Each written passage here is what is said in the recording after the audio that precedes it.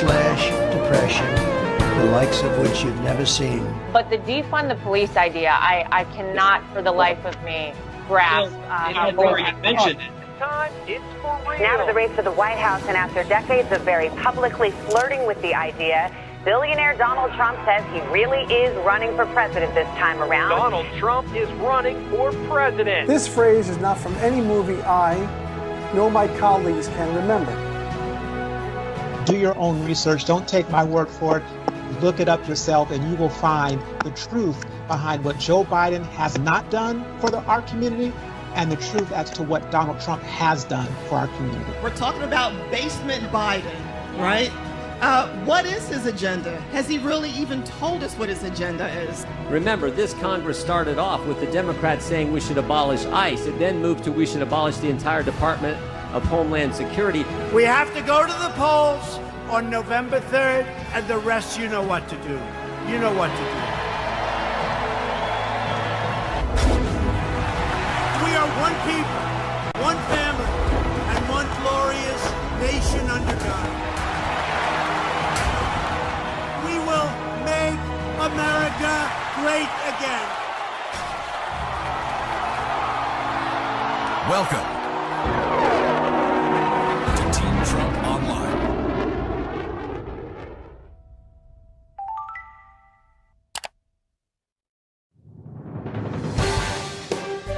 Thank you for watching War Room Weekly. And it turns out that Donald Trump's campaign platform was the prescription for the American worker. He is quite clearly the leader to return us to that stature. Tim, clearly Joe Biden has lost touch with reality. Thank you all for joining us. Have a good night.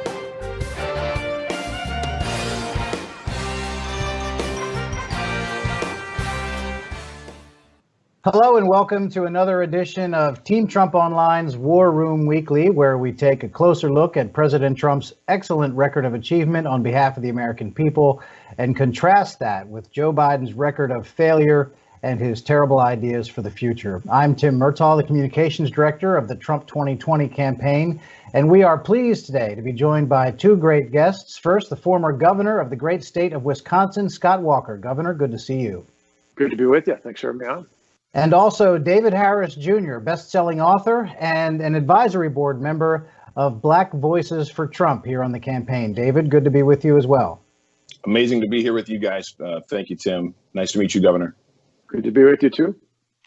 We're going to talk today about what's going on in the country, and we've seen a lot of it. These protesters, people aligned with the left. And of course, these are people who would more naturally be in Joe Biden's camp than anywhere else, toppling statues left and right, going through the whole list of people from the past, starting with Christopher Columbus, I guess, chronologically perhaps, and all the way up to and including George Washington, Thomas Jefferson, and Abraham Lincoln. Let's just real quick get an overview of what the situation has been, and then we'll talk about it. The monument wars are rapidly expanding. In one community after another, statues of Christopher Columbus have come under fire. He's a hero to many. So he's an Italian immigrant, okay? But he's telling you this here represents something to me, my Italian history. But to others, oversaw the genocide of 3 million people. Nobody talks about that, we don't discuss, that's not told in history. In New Mexico, violence broke out over the removal of monuments to a Spanish conquistador who brutalized Native Americans. It's a monument to hatred. It's a monument to white supremacy. In California, statues of a Spanish missionary were toppled. So was one to Union General and U.S. President Ulysses Grant, who led the fight to defeat the Confederacy, but owned a slave for about a year. And to Francis Scott Key, who wrote the Star-Spangled Banner. He also enslaved people. Do we think slave owners should have statues? But so did Thomas Jefferson and George Washington, whose statues have also been attacked. It has all raised a fierce debate over who deserves public honors, and words of caution from historians such as Douglas Brinkley. We don't want to be like the old Soviet Union, ripping down every monument to put new ones up for a new regime. We just need to have the monumentization of America reflect true American history, not just white male superiority history. So there we see, that's a pretty good overview of what's been happening around the country, people going after statues that today they disagree with. And I think there's just the lawlessness and the people who are just tearing down things in public squares that they don't like goes really hand in hand with the defund the police movement that we've also seen moving across the country. And again, these are people who are you would think would be politically aligned with Joe Biden. And he has yet to say a word about any of these things that have been happening. Governor Walker, let's start with you. When you see these images and you see this ongoing thing where people are trying to erase history, really, what are your thoughts? Well, it's really sad, and I want to make sure the media is talking about the difference between protesters and people who are rioting. They're criminals. If you're burning down small businesses, if you're tearing down monuments, if you're assaulting people, you're not a protester, you're a criminal. And that's the real difference here. Do we want reform in the police? Absolutely. The president's talked about this. Tim Scott tried to push this. Senate Democrats blocked that. We need to do real reforms. But defunding the police would be a horrible thing. And I'm so glad this president's talking about law and order, because Joe Biden seems to be headed deeper into his basement every time this comes up to get away from an issue that overwhelmingly Americans want law and order as well as reform. Yeah, Governor, that's excellent points there. And David Harris Jr., when you the crowds that are just deciding that they can veto anything that is they find objectionable, and as they say in the cancel culture, when you see these statues coming down, what first comes to mind for you? Well, it makes me feel that these rioters, these criminals, these protesters that all spawn supposedly out of the death of George Floyd really have nothing whatsoever to do with George Floyd or justice for George Floyd. As the governor said, these individuals are criminals, and I believe that they're very well organized. I think that the American people are waking up to understand and recognize that this just was not some organic growing movement of people that happened to all go all over the country and start toppling these statues. But I think if you follow the money, there's money behind it. I think there's Soros behind it. There's a movement to try to push and create anarchy in our country, in our streets, and it's anti-American. So it is sad, but it's also infuriating. Why are these governors, why are these mayors not allowing their police to do their job?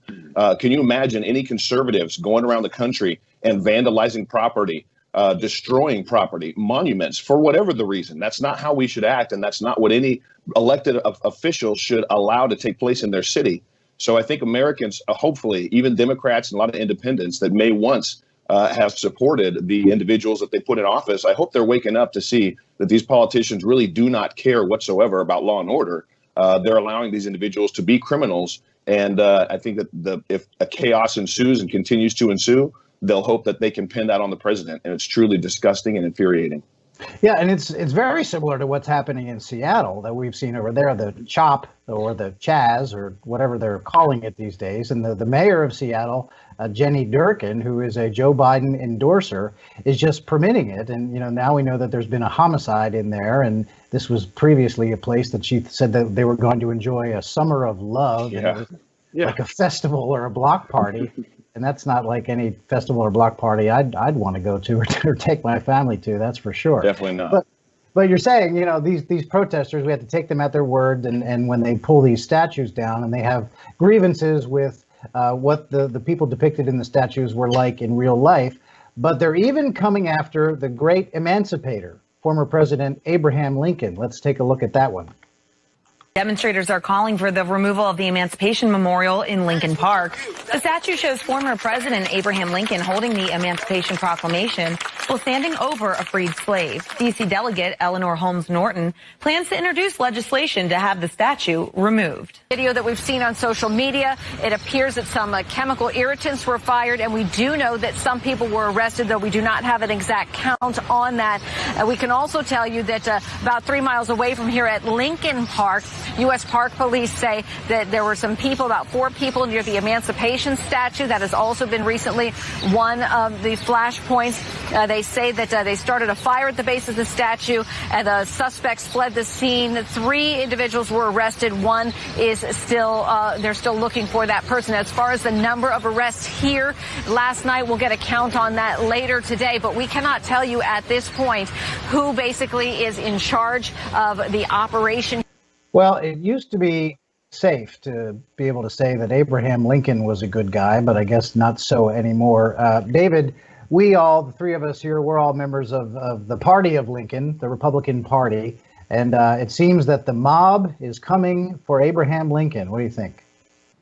It's absolutely ludicrous. I mean, here we've got the president that was championed the freedom for all people, for the Black community in this country, and signed the Emancipation Proclamation, which was historic for our country. Almost every country in the world has had to battle and deal with slavery. It's how those countries have handled it and treated it and how long it actually existed that I think speaks volumes. Abraham Lincoln said, "That's enough. Not on my watch. All men are created equal."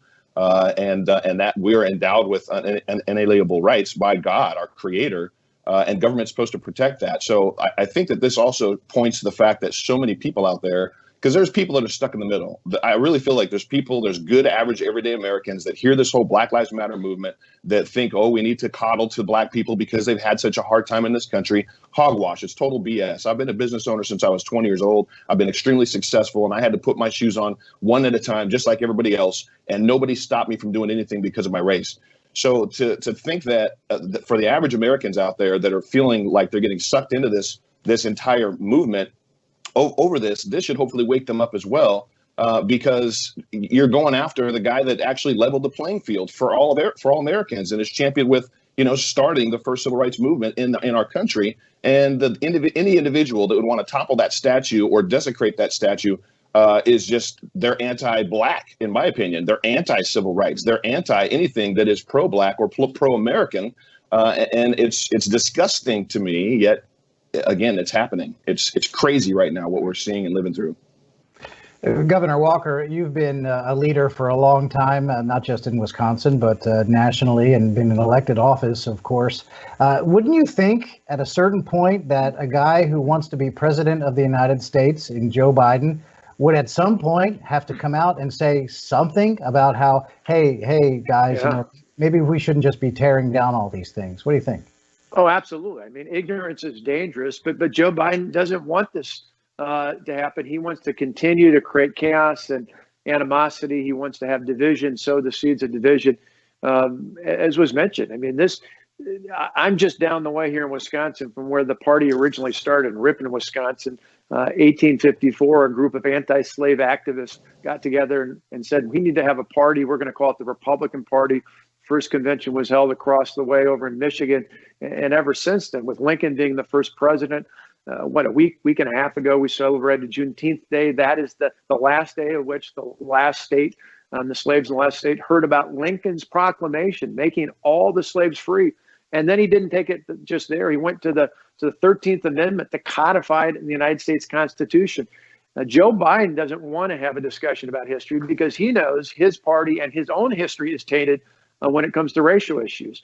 The Democrats were the ones who fought desegregated. They were the biased ones. They were the ones early on supporting the Confederacy and these statutes and all the other things. And you look even back to the 1970s when Joe Biden, in his first term as a United States Senator, not just as a kid in college, spoke out and joined with Southern Democrats who opposed the desegregation of schools. He stood in the way and actually introduced a bill that blocked busing, the very thing that Senator Harris talked about in the debates the media doesn't want to talk about anymore. His record is tainted, just as the Democrat Party is. Republicans were the parties who freed the slaves and continue to stand up for equal opportunity for everyone today. Yeah, I mean, Joe Biden really has a terrible record of divisive rhetoric, but also really bad and damaging legislation. And I know we could go on at length about this, but the 1994 crime bill is another, which led to mass incarceration of young Black men in every community across this country. And so for Biden now today as being somehow campaigning as a supposed great healer is a joke. And especially because we see these mobs all across the country now who are, again, politically aligned with Joe Biden and the left fringe of his party, and he stands by and says nothing. That's not leadership. And, it doesn't just stop there, Governor Walker. In your home state of Wisconsin, we saw an ugly scene just the other day where a Democrat, an openly gay Democrat, State Senator Tim Carpenter, was attacked by the mob. Let's take a look at that. Disturbing violence at the Wisconsin state capitol. Protesters threw a Molotov cocktail. They ripped down statues, and that Democratic state senator says he was brutally beaten just for taking pictures of the protest on his cell phone. Democratic state senator Tim Carpenter says he was taking this video of protesters on his cell phone when the video appears to show people rush up to him and tell him to stop recording. It sounds as if the state senator tells the people to leave his phone alone before the video cuts off, and apparently before he was beaten. So, Governor Walker, that was there in your own state, and it seems to me that this is further evidence that these people who are out destroying public property, knocking down statues, and attacking people that they perceive disagree with them, they don't even realize what and who it is that they're going after. Well, it's exactly right. As I said before, if you're assaulting people, if you're tearing down statues, if you're burning small businesses, you are no longer protesters. You are criminals. These people are rioting, and they're fanning the flames of discontent. And the fact of the matter is, silence is complicit. I saw those signs in the protests. The irony is, our president, Donald Trump, our vice president, Mike Pence, Republicans across the board have not only spoke out. You look at Tim Scott and the Republicans in the United States Senate have put together a comprehensive package to reform law enforcement and the criminal justice system in this country. The president already led when it came to criminal justice reform even before that. Joe Biden and the Democrats, they're silent. And when you have things like this, I believe here in Wisconsin, a battleground state and elsewhere across the country, that people, particularly swing voters, are going to look at this and say, where were you? Republicans spoke out and said what happened to George Floyd is inexcusable. It must not ever happen again in America. But also the assaults, the rioting, the abuse, the tearing down of small businesses, particularly in areas in our country that are already facing economic challenges. Enough is enough. We need leaders to stand up. Only Donald Trump has done that. Joe Biden, again, somewhere buried in his basement. Yeah, and David, I think that what we just saw there with State Senator Carpenter in Wisconsin is proof of what a lot of people have observed, is that when a movement like this, like defund the police or the tearing down of the statues, when that gets started, there really is no stopping it, and they never will be satisfied, and they really don't care who they steamroll over. Like in this case, an openly gay Democrat state senator in Wisconsin was a victim of their assault. So, I mean, your thoughts on that? That a mob of this sort can never really be appeased. No, they can't be appeased. There's never enough, because I don't even think they know what they want. They just want total anarchy in the streets. But I think they did know exactly who they were targeting based on what we've seen continually by the mainstream media. The targets are white men. They didn't know he was gay, but he fit the description. He's a white male, and he's videotaping. And so many times, how many times on CNN, MSNBC, I've heard Don Lemon say it. I've heard so many news pundits, I call them whack jobs because they really just don't care about the truth. They say it's all about, it's anti-white man, that it's the white man in this country that is the problem. They've been pushing and they've been filling the coffers and the minds and hearts of individuals that are confused, that don't actually know the truth, and then get sucked in emotionally into this entire spectrum of we need justice for all people, and the white man is the target. So that's just further proof. And if anybody gets in their way, they're going to get steamrolled just like that. And my question again is, as the governor said, where is Joe Biden? How come he hasn't come out and said anything? How come he hasn't publicly denounced the rioting, the criminal assaults? Why hasn't he said to people that I'm sure a lot of them are supporters of him, stop doing this? He's not doing it. He's going to stay in his basement, I think, and continue to try to rub two nickels together in the same sentence and hopefully make 10 cents. But he doesn't have the fortitude. He doesn't have the mental capacity. And it's really sad that the DNC is allowing him, and his own family is allowing him to go through this. If he can't stand up in a place in a time of crisis like this right now and actually make a declaration, why in the world would anybody want this guy to be president? Yeah, it's pretty obvious that he just doesn't have the strength to stand up to the extreme fringe of his party, because he knows that his party is really fractured right now. And in fact, when he goes through these primary elections, the ones that we just saw just earlier this week, he didn't even crack 70% in one. He didn't even crack 60%.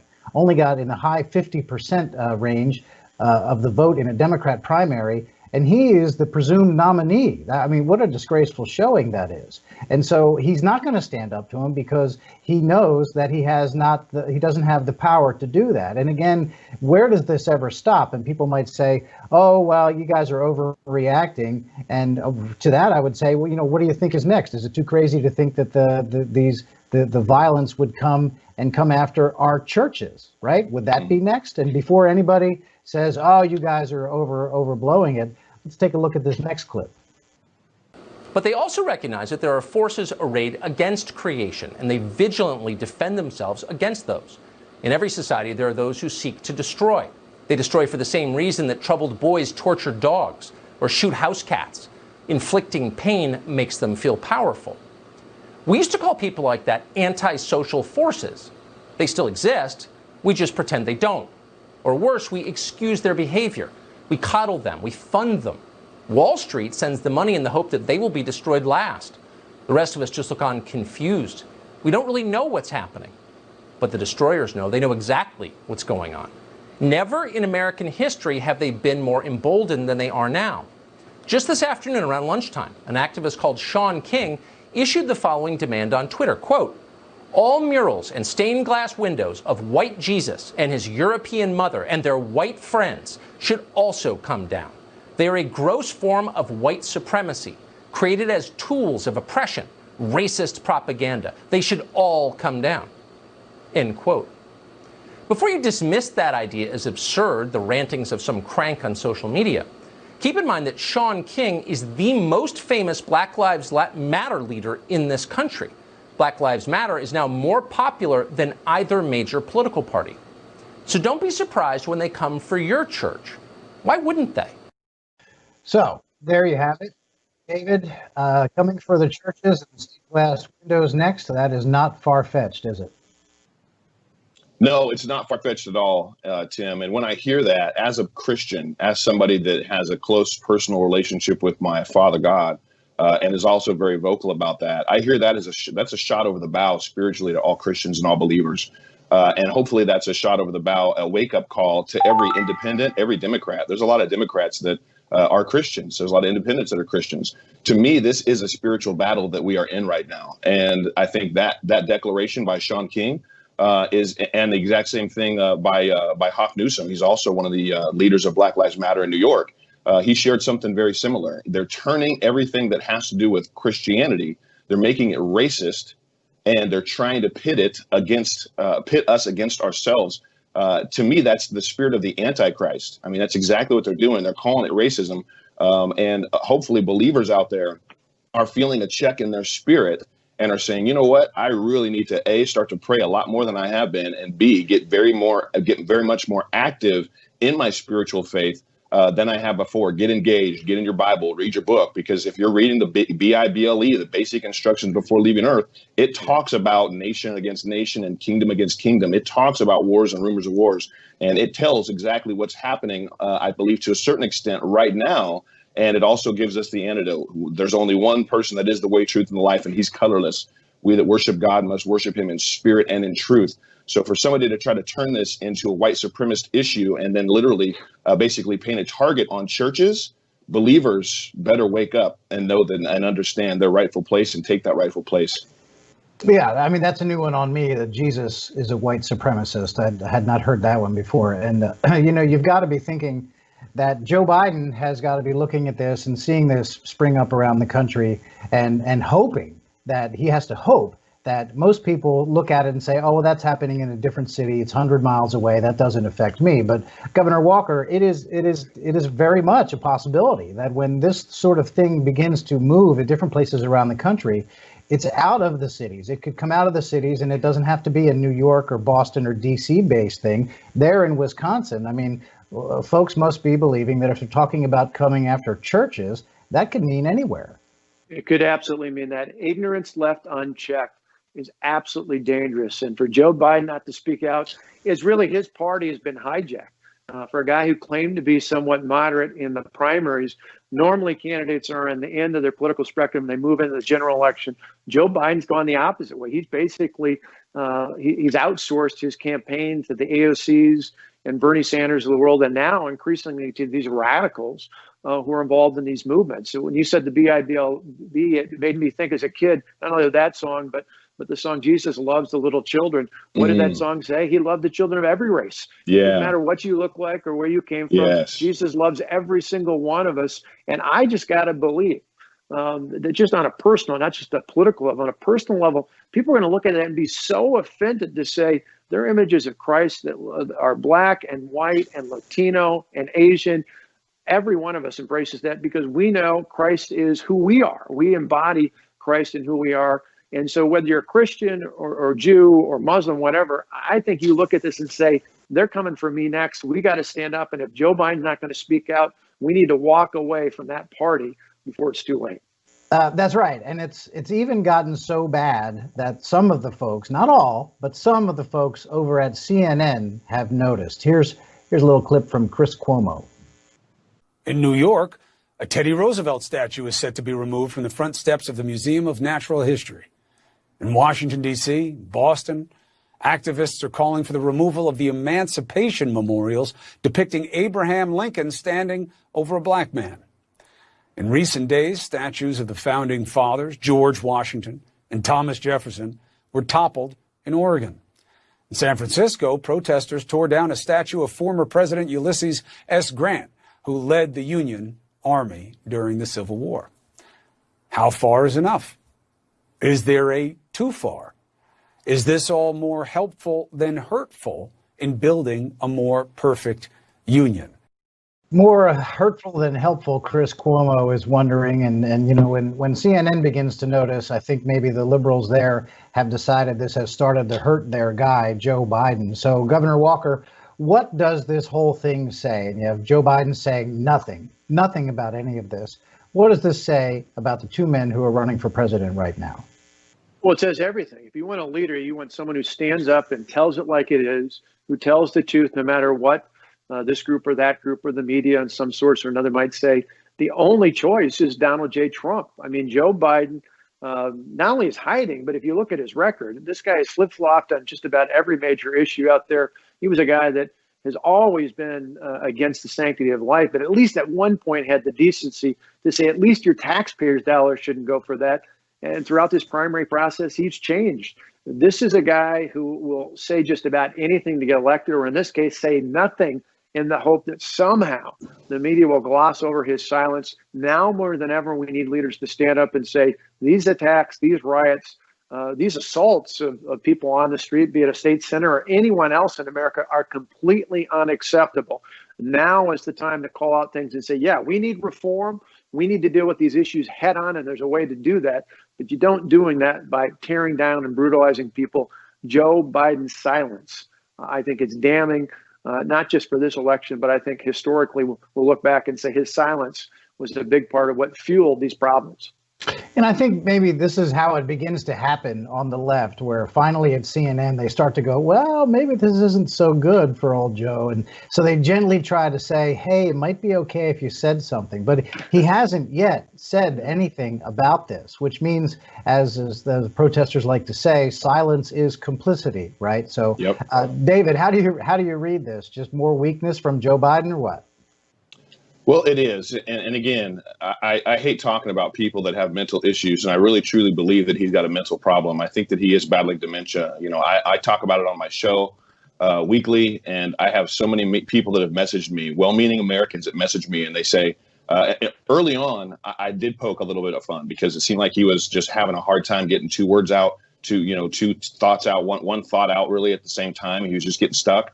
And I had so many people message me, and they said, David, they said, I've got a father, I've got a mother, I've got an uncle, I've got somebody close to me in my family that has dementia, and he is showing all the signs of that. And when you poke at him, it hurts. It hurts me. And so I started to take it easy on him. But at the same time, we have to sound the alarm that this guy's battling something mental. He's got a mental issue. He's got his mental fortitude and capacity to process cognitive thinking is not there.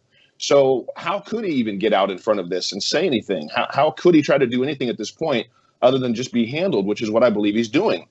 I really believe that the Democrats, if they for some reason Get him in the White House. Whoever his VP pick is will wind up becoming president within 60 days, 60 to 90 days tops, because he'll have to step down. He can't.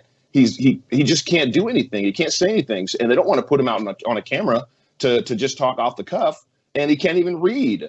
He can't get his sentences out. So all of this just shows the true weakness that the Democrat Party is right now. And the fact that Chris Cuomo is actually asking, is this helpful or is this hurtful?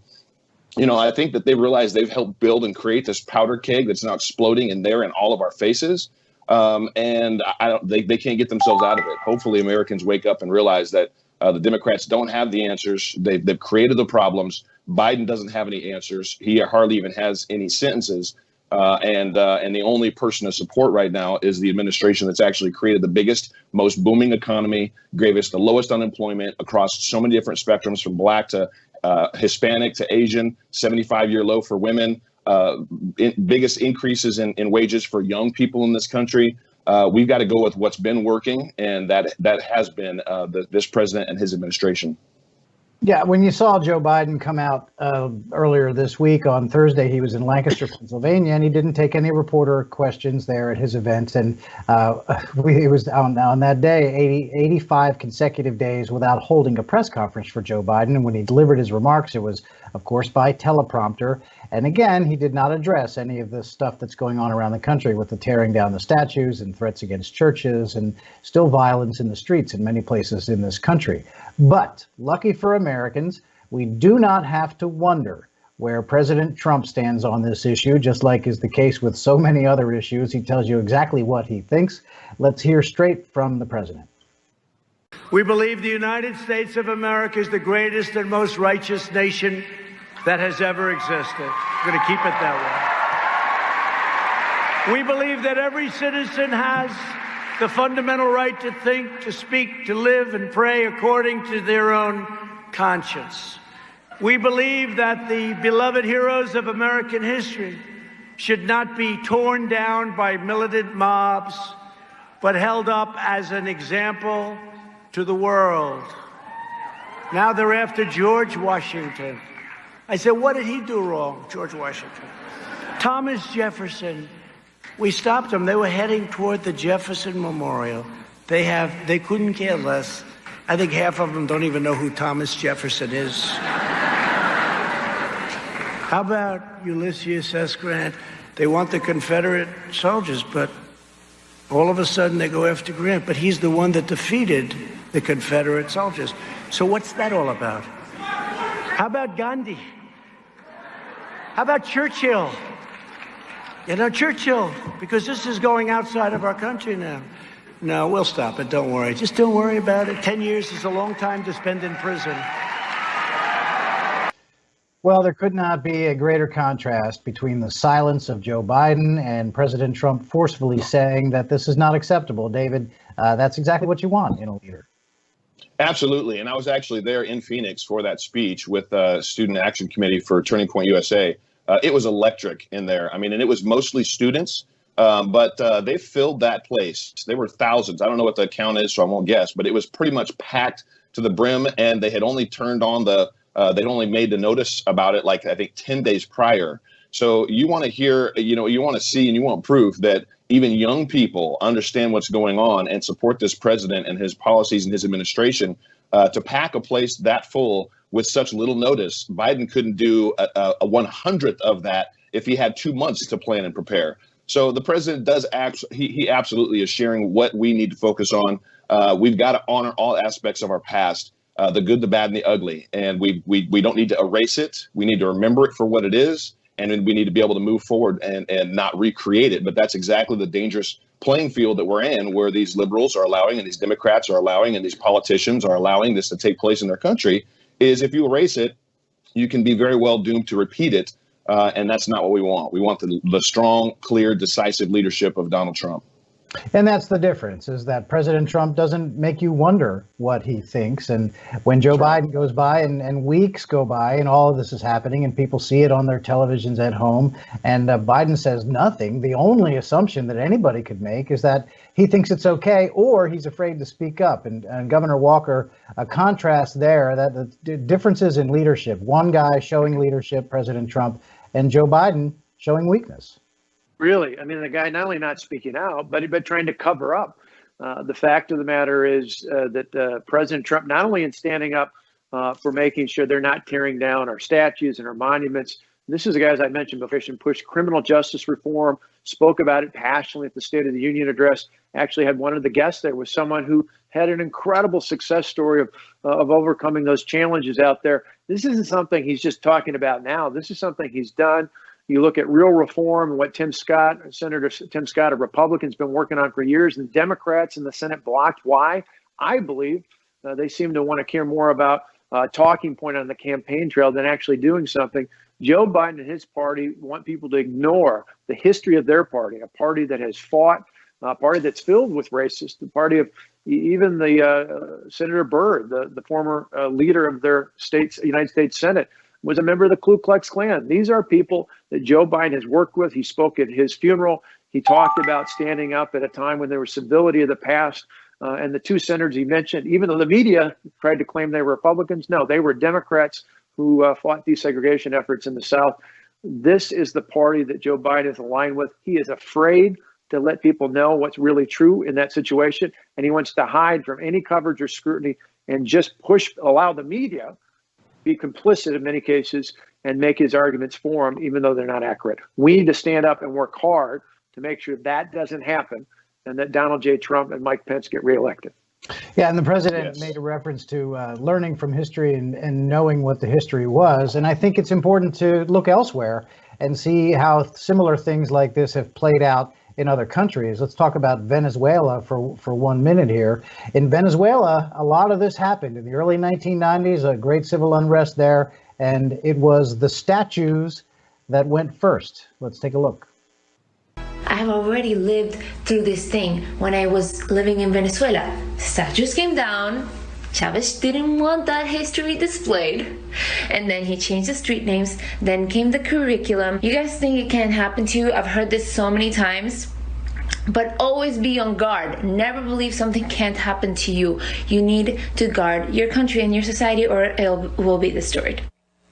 That prescient warning from my next guest went viral, and it's not hard at all to see why. Marxists tore apart Venezuela in the 90s and took it from Latin America's richest and most stable democracy to the poverty-stricken dystopia it is today.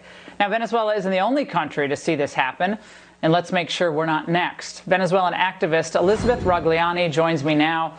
Elizabeth, you made quite a statement in your video. Yes. What is America, especially the American youth that are treating this like this is a carnival, like a social, social justice experiment and their new entertainment?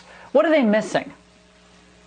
I don't think they're seeing past what's going to happen next because they're thinking these are just symbols of oppression. But I had a lot of friends that told me, oh, it's just the Confederate statues. And I said, no, it's not going to be just the Confederate statues. Just wait and see. So that's how it played out in Venezuela. And that's a history lesson from that country. Governor Walker, what's the lesson to take away from this? Well, we need to remember that this movement is overwhelmingly driven by radicals. Black Lives Matter, the organization, is led by Marxists. Those aren't my words. Those are their words. The organizers themselves are Marxists. They're going far beyond talk about justice for George Floyd. This is an effort to push a socialist society, Marxist-driven out there. We need to stand up and defend freedom for all Americans. I believe Black Lives Matter, but I believe that every American life matters, particularly the unborn, which they don't talk all that about either. And this is one of those issues where we got to stand up and say, we believe in freedom and prosperity for every American. Every American should have that opportunity. Donald J. Trump has been making that happen, as was mentioned. I mean, we had, before this coronavirus pandemic, we had the lowest recorded ever African-American, Hispanic-American, Asian-American, people with disabilities, veterans. There's never been a lower unemployment rate. He got us out of the recession before. He's going to move us forward with the help of you, the American people.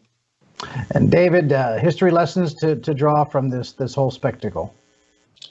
Well, the history lesson is that this is not new. This has happened before. And we look at what took place in Venezuela, that was once the wealthiest country in South America, that enjoyed all of the freedoms that they had, that enjoyed the wealth that they had, and then socialism took over. Chavez changed the game. And how many times have we seen the videos of people eating out of garbages, the grocery stores that are empty?